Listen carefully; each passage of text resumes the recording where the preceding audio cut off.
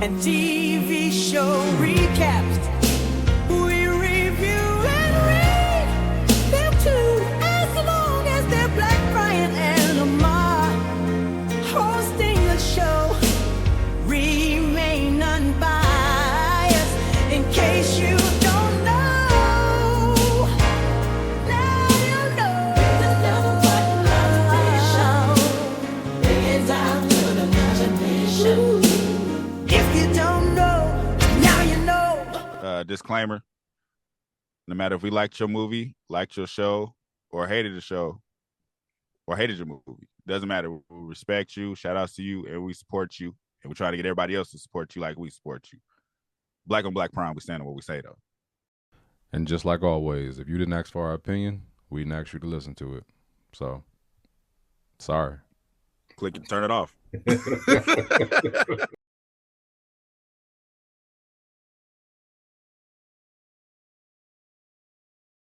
Hello, Tasha? Yeah, hey girl. I am a good woman by definition. I'm independent. I'm selfless. I'm caring. I love deep. I'm loyal. I'm dedicated. I'm respectful. I'm trustworthy. I'm truthful. I'm patient. I'm forgiving. I'm honest. I'm friendly. I'm forgiving. I'm patient. I'm patient. I'm forgiving. I'm forgiving. I'm tired. I'm impatient. I'm running out of patience. I'm patient. I'm tired. I'm annoyed. I'm a good woman by definition. I'm exhausted. I'm all out of patience. I'm tired of accepting. I'm tired of forgiving. I'm tired of talking. I'm tired of giving passes. I'm tired of giving warnings. I'm tired of being tired. I'm tired.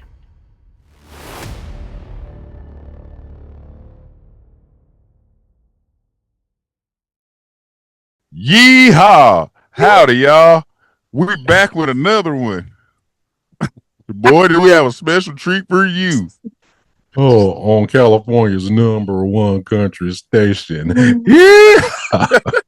How do? Oh, man. We are back with the attitude having Miss. I'm just joking. We're back with another she hasn't seen. This was Bamboozled. I did what you asked me to do too. I put up that poll on YouTube. How'd it go? Look right here. So 56% said.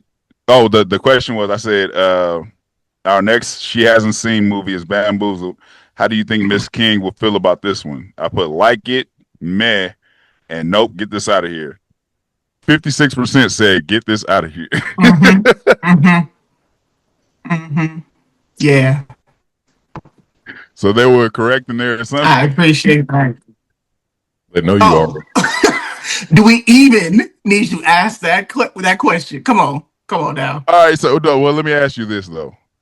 As far as a movie goes, could you appreciate that this movie was made? Yes. Like I understand you were no. triggered by the movie, but could you appreciate this movie being made? Yes. Do you feel like this is an important movie to be seen? Yes. Okay. Yes, absolutely.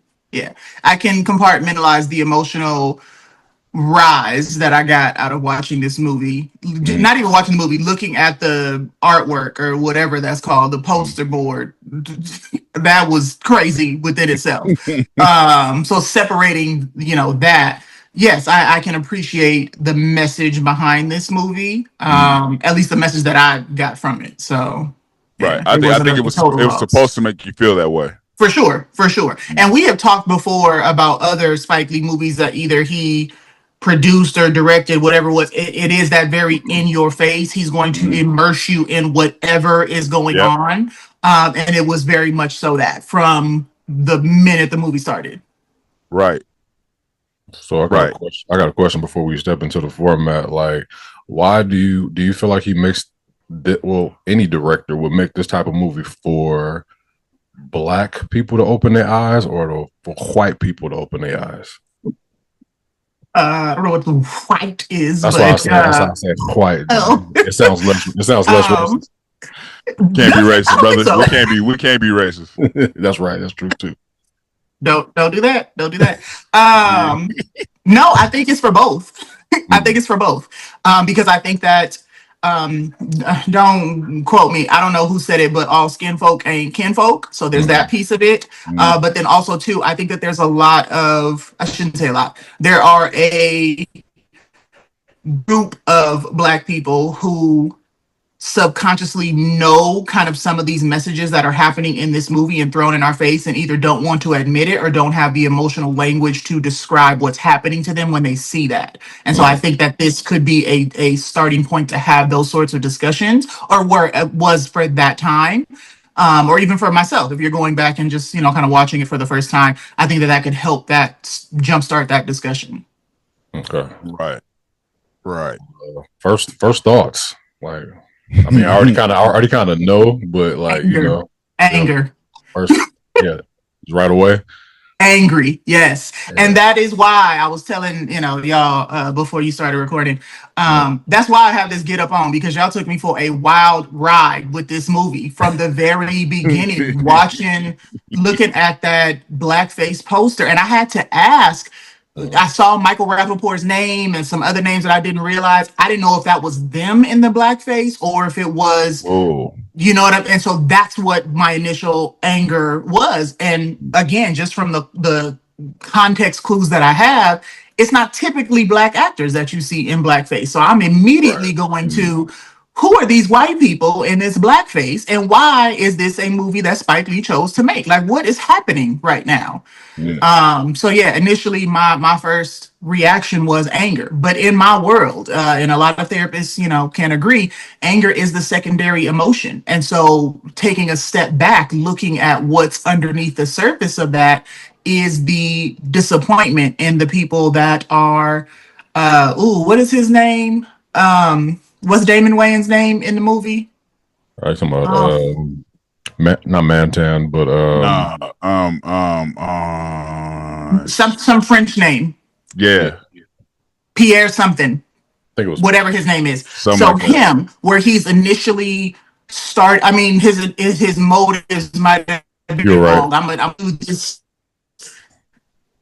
Man Ray? No, it's Pierre. You were right. Who? You were right, Pierre. Oh, okay. Yellow.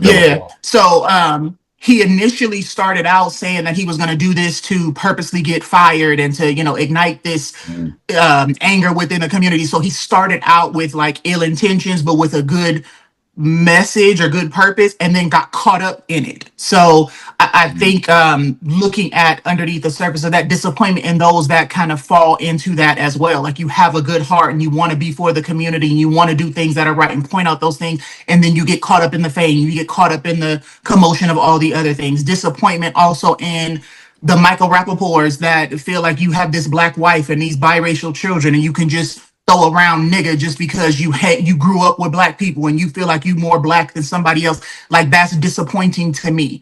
But also I think what was contributing to that anger was just the fear of this, that this is technically still a society that we live in, and now being a mother of 3 young children, 2 of which are Black little boys, that's still the world in which they're going to grow up in, and having to tap dance and play this game of, if they choose to go into the corporate world, that's what they're going to also face too.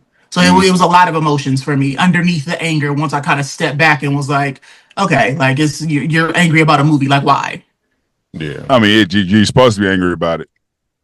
When we reviewed this before, I was telling Brian, I saw this when I was young. And I had a immature sense of humor. So the first half of the movie, I was laughing when I was young. Then it got serious at the end. But then watching it as a grown man, it was like there was nothing funny through this whole shit. Mm-hmm. You know what I mean? It's a different perspective with today's eyes compared to when you were younger. Right. But I think that anger is necessary. Mm-hmm. All I remembered as a kid was the quotables. Like, when you asked me if I saw Bamboozled, I'm just like, oh yeah, niggas is a beautiful thing. Like, first thing popped in my mind. You know what I mean? Like the songs and I don't know if there's anything funny about blackface, but the fact that they were black didn't hit home at all at that point in time. I was like, oh, okay. I might have been like 15 when this came out, something like that. Yeah, it's kind of like it was overlooked back then. The blackface didn't hit as strong. Yeah, You know what I mean? We still didn't have the responsibilities of the world. We knew we were black. We knew what racism was, but it's different when you're grown, responsible, dealing with the regular world. You're not just in school. You know what I mean? In school, somebody says something racist to you, I'll beat your ass. You can't. At work, you got to be like, damn, like, is this the moment? You know what I mean? Like, is this the moment where I react to this? But when you're a kid, it's just like you can laugh everything off because it's like they ain't gonna really do it in your face, but they do it in your face, but you don't notice it as a child. When you're a grown man, you notice every little racist moment, every one of them, and it's like you have to control your reaction. yeah. So I think the movie's supposed to be triggering like that. It's supposed to piss you off. Well, it did its job. and you kind of need it. So they had to use somebody like Michael Rappaport because he's like a cool figure in the black world at that time. You know what I mean? They couldn't just get any white man because it's like there's no attachment to it. You have to get somebody that's like considered cool for. If they got Woody Harrelson, it'd been the same reaction. You know what I mean? Like we all cool Woody Harrelson. You see him in his role, it's like, damn, like really? You know what I mean? So it's necessary to get somebody that's just cool in the world, in the culture.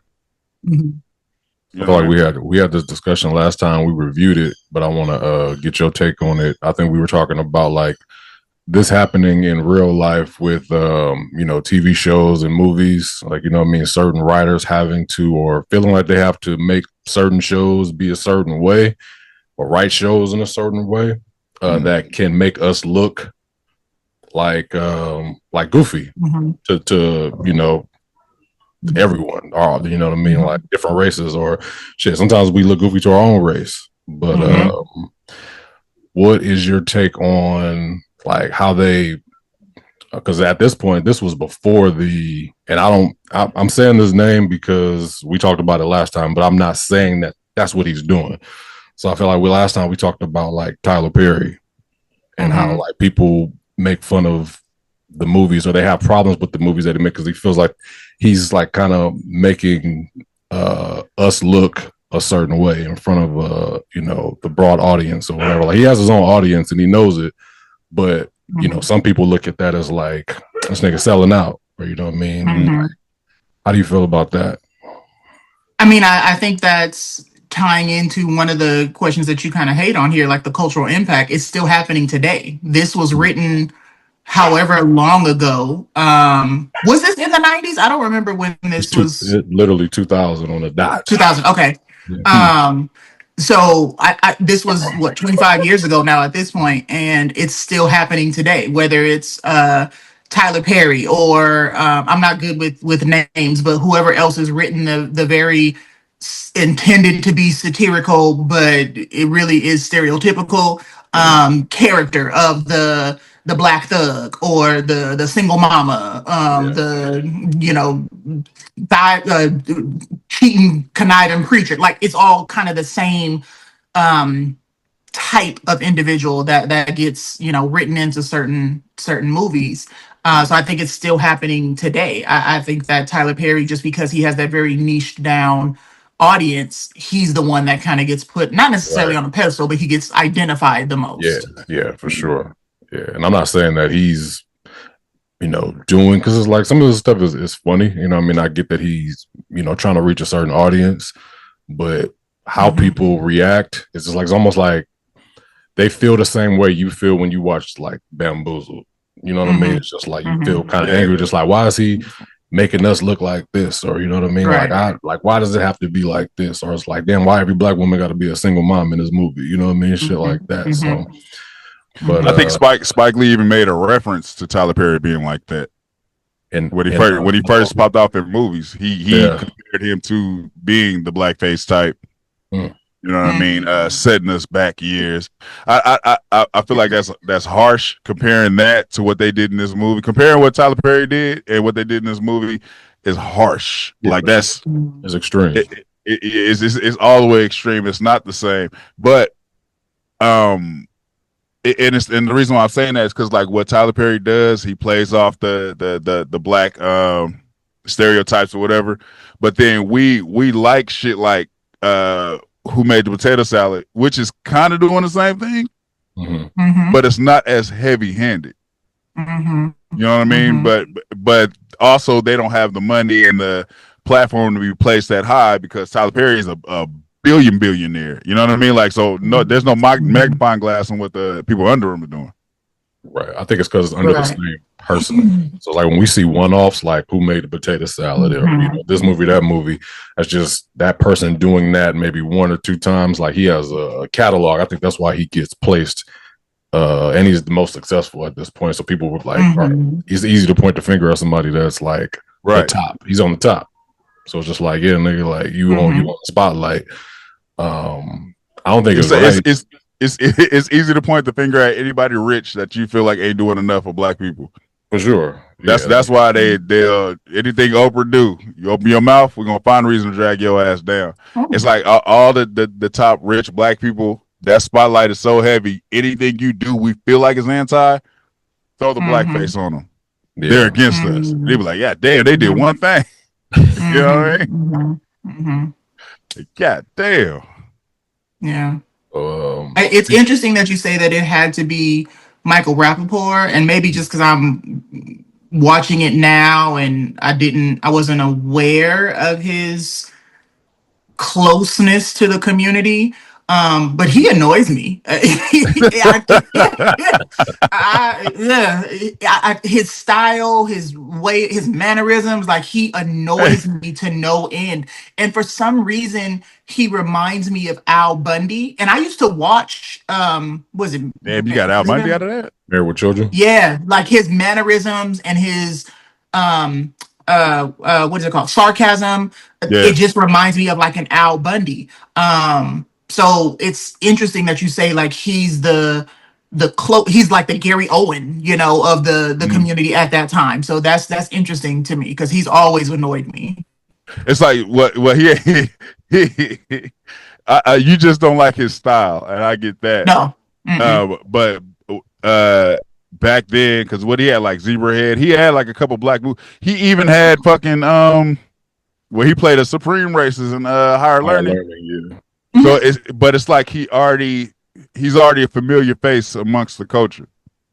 You need that familiar face to make it even more jarring or shocking. You know what I mean? Like you couldn't just go get a random white dude and put him in that role because we'll automatically think racist when we see him. You kind of, it's like he's making points. It's annoying as shit. It pisses you off. But when he's talking to him in the office and he's telling him how he ain't black, he's not wrong, but he's wrong for saying it. Yeah. You know what I mean? It's like he's the points he's trying to make as far as it's all BS for sure. But he is making points because Pierre's not attached to his black race. Even when you meet Pierre's father and his father's like, where'd you get that accent? Like you know who I am. Why are you like that? You know what I mean? You already playing a role before you even decided to do this satire of a show. You already trying to fit in or trying to cross over. Not cross over. At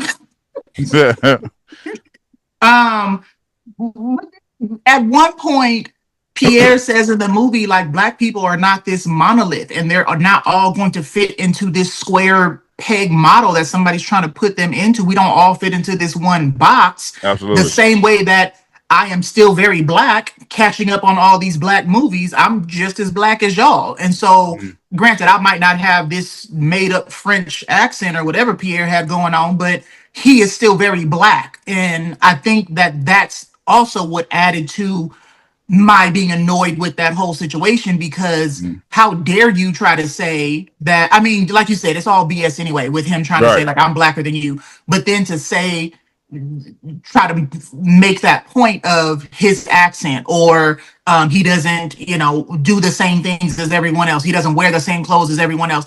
he may have had that nasally, quote unquote, white man voice, but he's still a black man. Because that was getting on my nerves too. Like, cut that out. Get it out of here with that. But that's the sense I got. The sense I got was he wasn't raised that way. So it's like you adapted that style of personality to fit in somewhere. Mm-hmm. You know what I mean? He's still the adapted black version of that. But it ain't cool. You know? It's not cool. It's you are who you are. You are a black woman. You are who you are. You didn't put on this cowboy costume. Come on here and start talking like a cowboy. Because we be like, what the hell? Y'all did that. That's not how you talk. I'm saying that's not how you talk. You wouldn't come on. We did it to make fun of it. But it's like his daddy is a super black comedian. You could tell he was raised that way. So it's like, if your daddy's looking like, where'd you get this accent? That means you didn't have it before. So who you putting on for? You know what I mean? Yeah. That's if that's who he was growing up, then that's what it is. But it's like you changed up somewhere for what? You know what I mean? For himself. Nah, man. Stay over there. Random thought. I wonder what the number of because I feel like we're in this like small bubble or whatever of black people. Like, I wonder if there are, like, just imagine if there were mostly black people that didn't see the movies that we thought were the movies that you needed to see in order to be black. Because like we only know it's a lot of us. That's what I'm saying. We only know a certain amount of people. Like, I probably only really know about maybe 50 people, like, for real. You know what I'm saying? If you think about it. So I'm judging off of that. So it's just like, but if you step out into the world and just like, I'll be like, hey, yeah, man, you ain't seen Men in Society? Be like, nigga, what's that?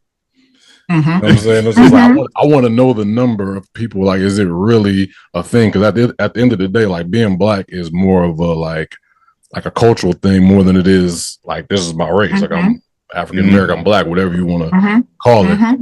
But we see it as, it's not even your skin color. It's just what you've been through, what you've seen, like things of that nature. Like, do you relate to, things that maybe a small portion of people went through? Because it's like, what about did black people that were raised in Utah have the same lifestyle as, us growing up in California or Texas or Georgia or Chicago? Because they're there. Right. Or what about that white kid who grew up the same way we grew up and knows everything we know? Like, we be like, Men in Society. He like, hell yeah, I know Men in Society. It's like, how do we look at him? You know what I mean? Like, that's the culture part of it. Yeah. It's like, it honestly doesn't make sense, because it's like, in that case, we're saying, that's why I think we're always like so quick to be like, oh yeah, man, like, you good with us. You know what I'm saying? Because it's like, if you do these things, I hate that. If you do something, you're black more than it is you got two black parents. Fuck, you don't mean you don't know Men in Society, nigga, you white. But that's never been me and Brian's approach, but I have seen that approach, and it's annoying. Yeah. To be like, what's your background, and that determines if you black or not. You sound dumb if you mean it. Right. You sound really dumb if you mean it. It's just a joke. I would never get mad at you for not watching these shows. Is more of like funny. I'm like, what you mean? You ain't seen this, girl? Like, blah, blah, blah. And that's it. I'm not gonna be just like, can't believe this motherfucker just goddamn poison it. I'm calling don't my text mom. him no more. Take him out the chat. I'm calling your mom. I'm calling everybody. Like, yo, your daughter ain't seen Men in Society.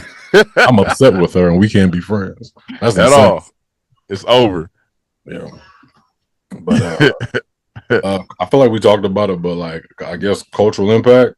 You feel like it it has done anything or moved the needle? I think, like I said, it has kind of set the stage back then, 25 years ago, of at least starting that conversation if they weren't already having that in their inner circles. But I think also too highlighting that undercurrent of what was happening in entertainment of the black people are not jigaboo. What is the name?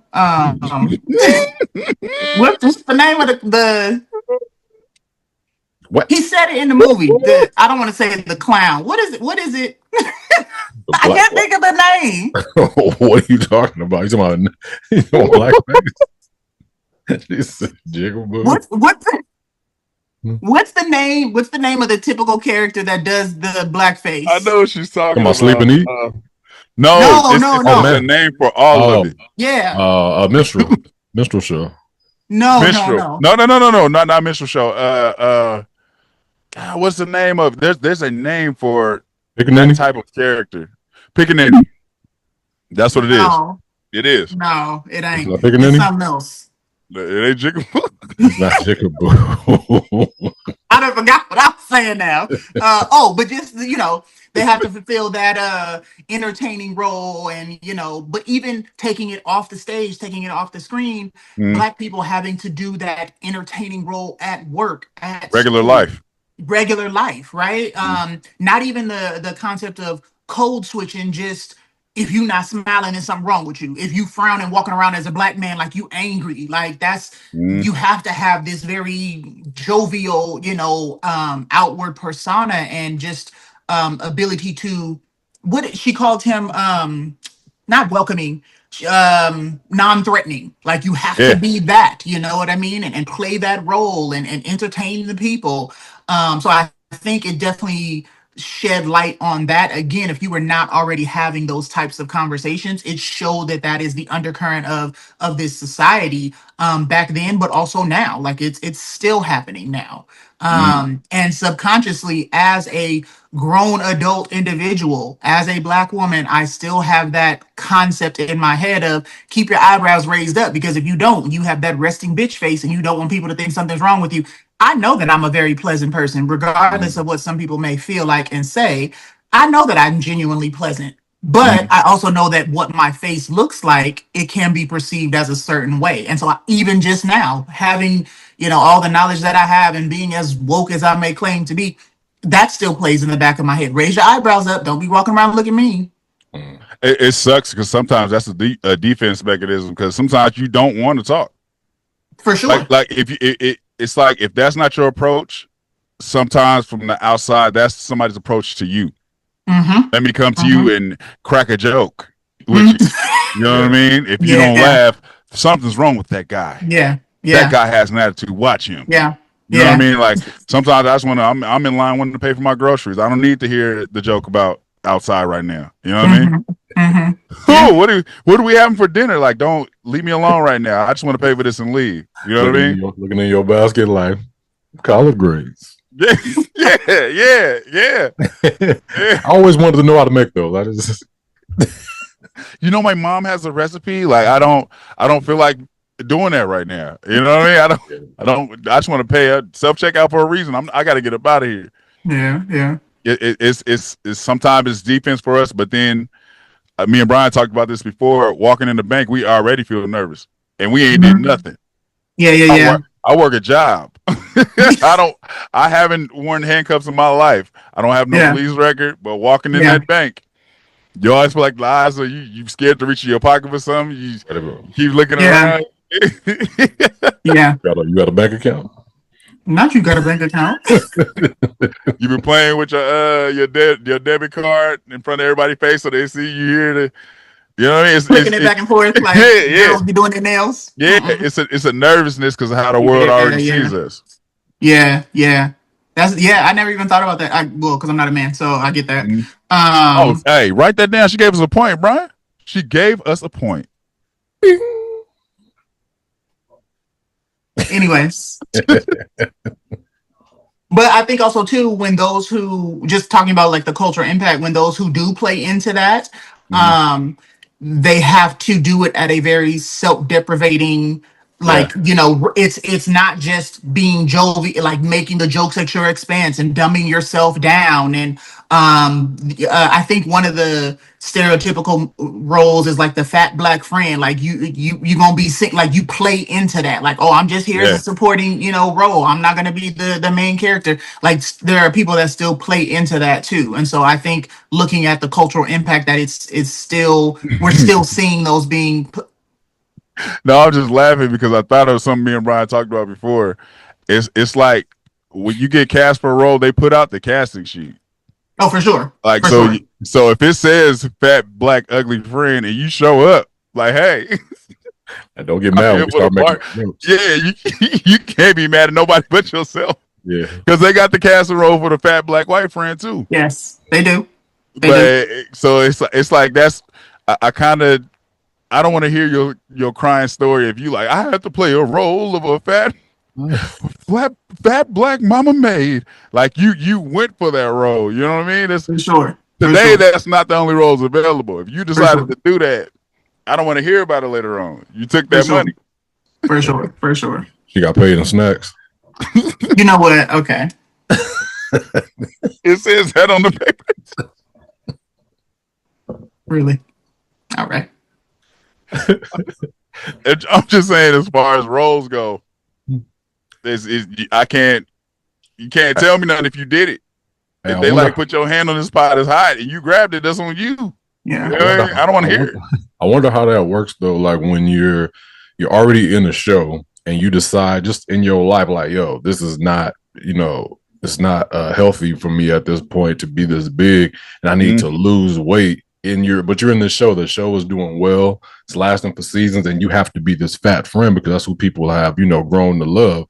So, say if you want to lose weight, I wonder, like, are the writers saying, like, nah, like you got to remain fat because that's who your character is? I think that's all on the producer, like the angle of it, Mm-hmm. because they can write it in. But if the producer's like, nah, well, we're going to replace you with your fat cousin. Jesus. You know what I mean? We got to kill you off because you know. Kill you off. It's kind of like Friday, Friday 2. Unc had that nasty girlfriend. Sure. She didn't come back. The next one, Samoa was there. Mm-hmm. Yeah, that's Same true. nastiness going on with her. That's the type of woman we're looking for. That's what we're casting. Who the fuck are you? Oh man. So moving on to quotes and scene breakdowns. I'm trying to remember. All I had was I wrote it down. I'm pretty sure it was the daddy. Now that I'm looking at it, he said, "You got to make them laugh, Pierre. That's what they want." Like that's even going back to your point about that was really aggressive. Going back to your point about this about the daddy. He could be viewed as like this connected to the culture and how you said go over there with whatever image and persona that Pierre was trying to create, but the daddy was who you would be cool with. Even the daddy was still playing into that. You got to keep them laughing. You got to entertain them. But he was still connected to the culture. Like that was still part of that entertainment persona that he took on. He also said he says nigga 100 times every morning to keep his teeth white. All right, I missed that. That might have been when I was taking notes. I completely missed that. Yeah, that's wild. That's wild. That's Paul Mooney, though. If you know Paul Mooney, that's what you respect. That's what you respect. But that, man, when I was little, I thought that was I saying little like I wasn't 15. That was the funniest, man. Yeah. I aside from just quotes, the scene for me that really kind of stood out, and it may have been the music behind it or whatever, but when Sloane, I think was her name, she was explaining the process of the classic blackface and how they made it. I had no words. I had never looked that up, researched it before. In my head, it was like rouge or like makeup. I did not know that they had to make it, and it was a whole process behind it. And so for them to go back to the original process took it back to its original roots, which it already was because of what it was just in its entirety. That I'm still, even now, it's been like 4 or 5 days since I watched this movie. I'm still processing that, because to think they went through that whole process and just the emotional tie that must have. I'm saying it very deeply. I understand it's a movie, but just thinking back to those people during that time, you know what I mean? Like Spike Lee did that on purpose. He does stuff like that on purpose. Yeah. It's like, because that was like that was like, we not in the movie right now. We're showing you exactly what they used to do. Yes. Yeah, even like thinking about it now, like I'm getting the hairs on the back of my arm just standing up, because it, like you said, it's taking me back to that moment, in time when they were doing that. And it. I wanted to, they didn't do no interviews or nothing, but I wanted to know how they felt after doing that. Right. You know, it's like Right. you got to be the character and actually, because they're really doing it while she's saying it. Right. And it's like, and cut. Like, man, give me a minute. Yeah, for sure. For sure. That's different. Also, what's odd about it, what makes a scene uncomfortable is when you first see them in the blackface, you see everybody's reaction, but the things they are saying is funny. Like their back and forth is funny, but it's like, damn, are we supposed to laugh at this? You know what I mean? I'm talking about Sleeping Need and Mantan when they're doing their exchange, the wordplay. It's like, this is funny. This is written creatively.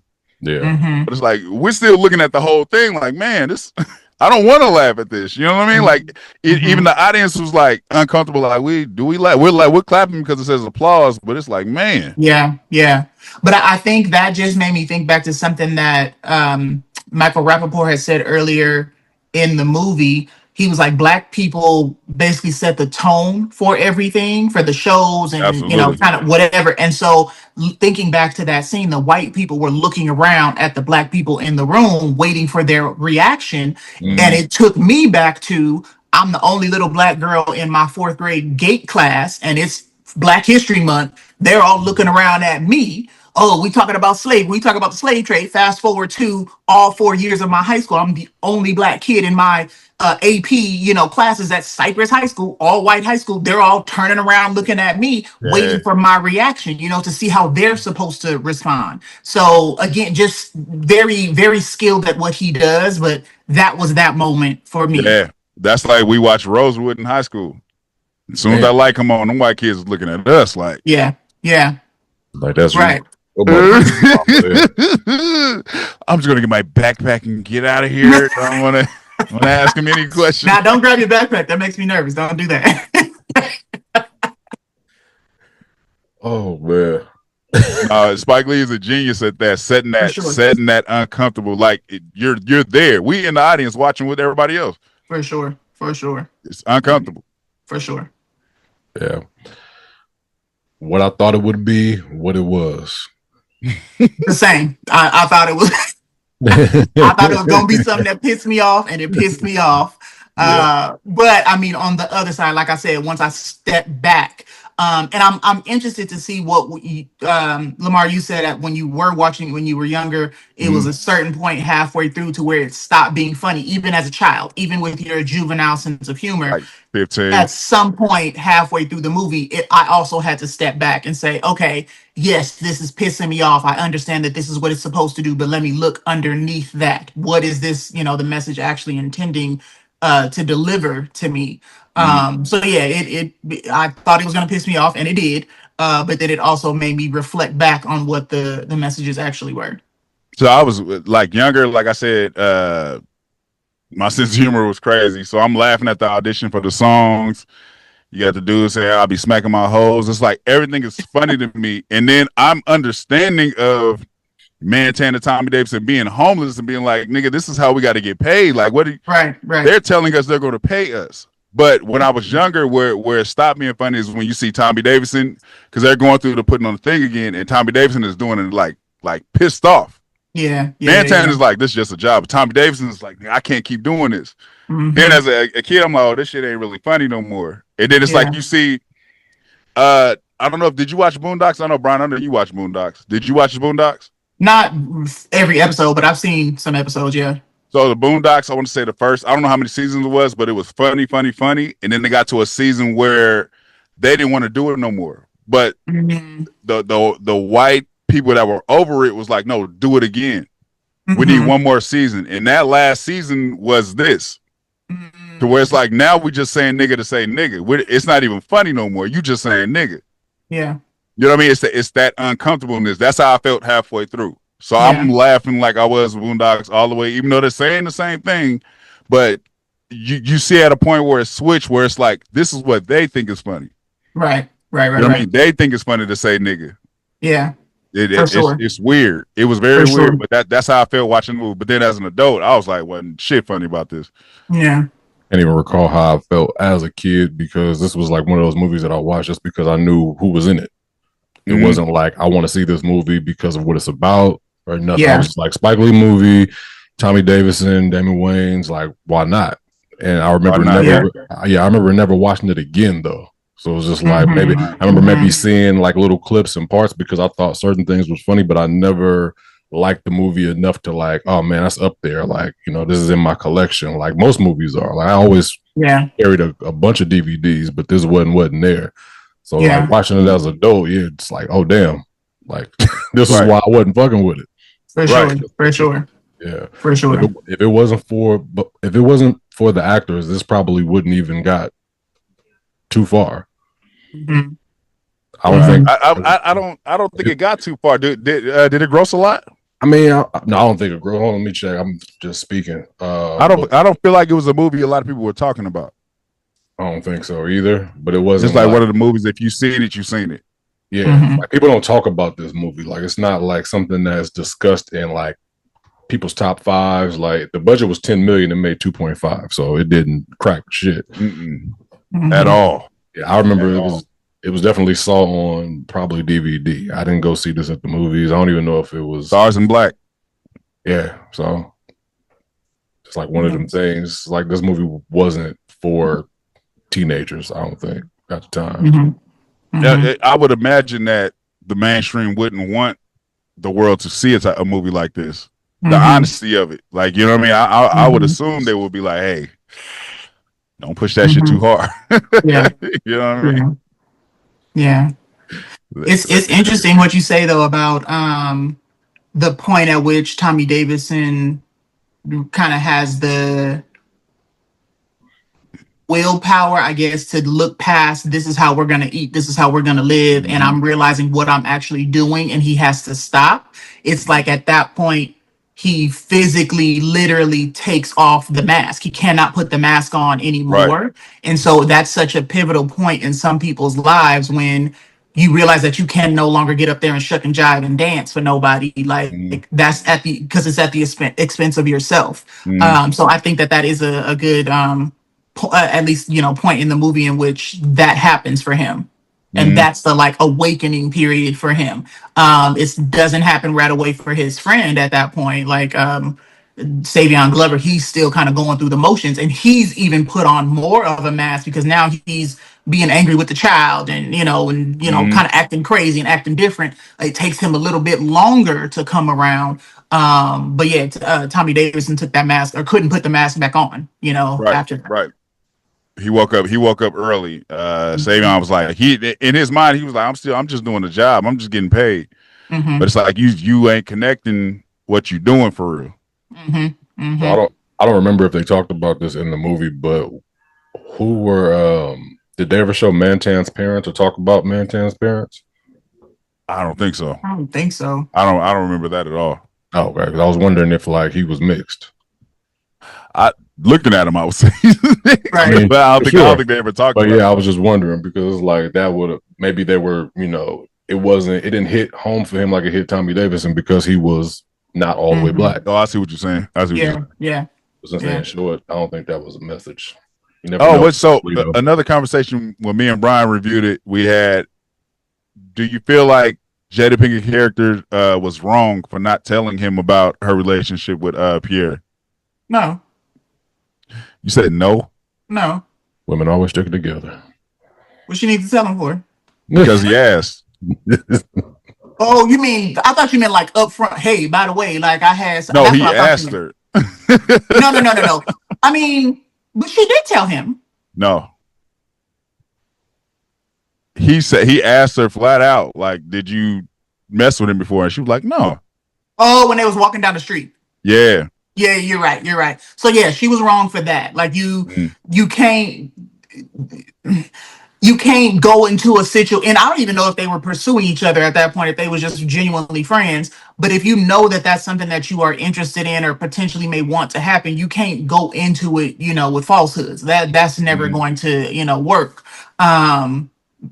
So yeah, she was wrong for that. I thought you were saying she should have led with that. Like that's crazy. That's her business. No, that ain't nobody's business until it's somebody's business. Correct. Yeah. Trifling. Oh wow. Ratings. Now listen, just because I understand the message behind it, I don't want to hear no mess. I actually would give it like a 4.5. As angry as this movie made me, the actors, the cinematography, I don't even know if that's how you say it, the production of it, the message really behind it. Like I enjoyed it, but I didn't enjoy it. And I didn't enjoy it, but I did enjoy it. So it's like it's both for me. But I thought it was a really good movie. Right. It's like watching Roots. For sure. For sure. Would you recommend this movie to anybody? Yes, with a deep preface and warning of you are going to be upset. Like we did. Do not try to punch me after you watch it. Like, so just hypothetically speaking, if we weren't in the this crazy age that we're in right now, to where like DVDs are out and you can just stream anything, and DVDs were a new thing, would this go in your collection? Yes. Yeah, because I think this is definitely something that I would want my children to watch when they became like you guys, 15, whatever age that, like, clearly not now because my oldest son is 6, but when they're able to understand the messages behind it, yeah, my children are gonna have to watch this. You don't want your son at school like niggas is a beautiful thing. Nah, because doing recess. I'll be slapping my hoe. Mama, what's a hoe? Mama, what's a hoe? If you know my son's daddy, my husband, he just, he get enough of the quotables to take to school to where I got to explain to the teacher, no, that it's okay. Just relax. Oh yeah, he said set tripping at school. I don't know. He said another person was set tripping. Oh man. Yeah. Do we got any comments from the last? Well, you just put. He always posts a video right before we get on, so we don't get time for no comments. But we did get comments on the other one though. So for Low Down Dirty Shame, from Seal Dauphini, James Brown singing so dogs wouldn't attack. Come on now. Oh, he said, come on now. Also, let me apologize now in advance. Mrs. King getting gangster. She said, what y'all laughing at? Hey, y'all, the truth. The whole review. I was dying. Remember this movie? Him waking up with another man was hilarious. She definitely got him. So yeah, that was it. That wasn't a funny joke. It wasn't no funny joke, Jada. Nothing funny about that. Yeah, that was it. For that. That's it, man. Spike Lee wins again. I think you liked all Spike Lee's movies so far. He's one of the greatest for a reason. He is. Absolutely. Do we have any recommendation? No, with Chirac though. No, never with Chirac. Don't even look it up. Don't write it. Don't write that down. Don't look it up or write it down. We had a recommendation for something else, right? Am I tripping? Last time? Yeah. I mean, I know we were supposed to do Inkwell. We talked about, I think, Dead Presidents, if I'm not mistaken. Yes. Dead Presidents is what we're supposed to do. Yeah. But Dead Presidents got booted for Bamboozled. Right. Yeah. And we felt like Inkwell would have been a better discussion than Dead Presidents. Not that Dead Presidents is a worse movie, just discussion wise. Yeah. Yeah. So I really want to, man, we should review what is that with Jonathan Majors and Lovecraft Country. I'm gonna keep pushing for it, man. Brian shoot me down every time I say it, man. Lovecraft Country. It's kind of old now, though. I don't care, man. It's just like, man, I just want to. Well, we'll talk about it afterwards. And need to mention it now. It's just like banter. Right. But like, share, subscribe, we can talk back wherever you there. Let us know below how y'all felt about this movie and drop your recommendations. Not saying we're gonna do them, but we'll think about it. Peace. Thank you for watching. Subscribe to our YouTube and Spotify and follow us on IG and TikTok.